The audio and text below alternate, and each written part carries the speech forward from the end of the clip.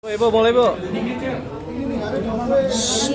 seperti yang tadi disampaikan oleh Mbak Yeri sendiri ya, bahwa keputusan bercerai ini adalah memang keputusan yang sudah dipikirkan ya oleh Mbak Iris dan dengan waktu yang cukup lama ya. Nah kemudian salah satu alasan perceraiannya adalah karena pihak suaminya ya telah menggunakan narkoba itu ya, dan ini di sini memang bahkan setelah penangkapan ini juga Mbak Iris tidak tahu menahu terkait dengan aktivitas yang dilakukan oleh suaminya, karena Mbak Iris dan suaminya telah pisah rumah sekitar 8 bulan yang lalu. Dan keputusan perceraian ini bukan karena adanya pihak-pihak lain ya yang memberikan motivasi atau dorongan, tidak ada. Ini memang murni dari Mbak Iris sendiri untuk memutuskan bercerai ya, seperti itu. Artinya memang kedua belah pihak, Bu, kedua belah pihak, kamarnya sendiri sudah menyetujui permasalahan atau persoalan perceraian ini, Bu? Ya, jadi memang sebelum melanjutkan untuk mengajukan gugatan ya perceraian, ini memang sudah ada komunikasi dengan pihak suami, dengan pihak keluarga, dan mereka sudah ada ya obrolan ya, komunikasi terkait akan proses perceraian ini. Jadi ini bukan sesuatu yang akan mengejutkan ya pihak suami, karena tiba-tiba ini nggak dilakukan secara tiba-tiba, karena ini memang melalui komunikasi yang baik dengan pihak suaminya. Jadi ini bukan keputusan yang secara serta-merta atau spontan, ini memang keputusan yang sudah dipikirkan oleh Mbak Iris ya secara lama gitu. Tapi Ibu ada rencana nggak nanti? Nah kalau untuk menjenguk sepertinya saya nggak tahu ya itu apakah akan dilakukan atau tidak oleh Mbak Iris gitu. Tapi untuk sementara sih karena fokus terhadap proses perceraian, jadi Mbak Iris hanya fokus kepada prosesnya saja gitu. Bu, tapi sempat menjalani ini semua mungkin lebih menjadi kepada Ya. kuat juga buat anak-anak. Ya, karena memang keputusan bercerai ini juga dilalui dengan tadi ya, dengan sholat, dengan berdoa ya, minta petunjuk ya, agar bisa lebih memantapkan hati ya. Jadi memang karena ini kan bukan keputusan yang mudah ya, tentu saja Mbak Iris juga memikirkan ini secara matang-matang. Dan kemudian terkait dengan positifnya, jadi dari Mbak Iris sendiri kan memang fokus dengan pekerjaannya ya. Jadi bisa dilihat dari Instagramnya, beliau fokus kerja dan fokus untuk mengurus anak-anak itu sih, seperti itu. Bu, sempat Kak Ibel, seperti apa sih Bu Kak Ibel sendiri menyikapi 2020 ini?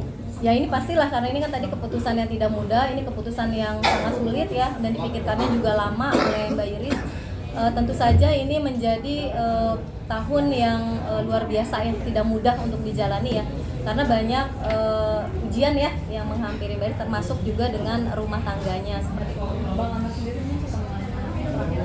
Itu ketemuan terakhir itu hari Minggu ya, itu masih ada ketemuan ya, dan Mbak Iris kan memang membuka peluang ya, atau membuka ruang seluas-luasnya untuk ayahnya bisa ketemu anak-anak. Komunikasi pun tidak dibatasi, jadi ketemuan terakhir itu memang di hari Minggu ya. Terus kemudian setelah itu udah sampai hari ini nggak ada lagi ketemuan dengan anak-anak. Bu, sempat ada beredar di viral di sosial media yang ada percakapan Ibel dengan Amar yang itu saling rebutan mobil, kalau tidak salah. Itu bisa dibenarkan, itu apa betul suara dari percecokan mereka atau bukan Bu, atau hoax Bu?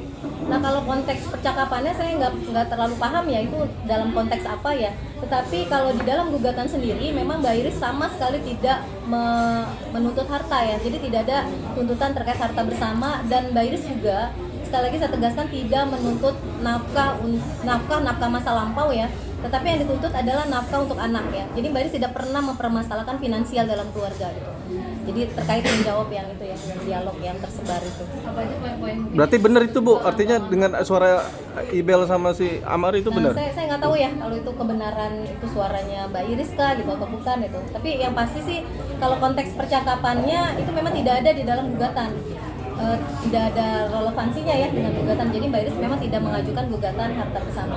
Ibu untuk berdasarkan Pak, berarti Oke, isi gugatannya yang pertama adalah tentang perceraian ya, Mbak Iris menuntut perceraian. Terus kemudian yang kedua tentang hak asuh anak ya.